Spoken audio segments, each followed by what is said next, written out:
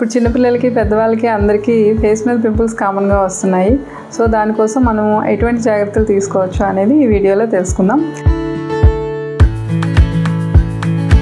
Hello everyone, this is Dr. Suhasini, consultant dermatologist and cosmetologist. So if you have pimples, what are the 5 things you should do to take care of your pimples? First one is wash your face twice daily. And second thing is any makeup products use చేసేటప్పుడు label మీద non comedogenic అని ఉండేలా చూసుకోండి.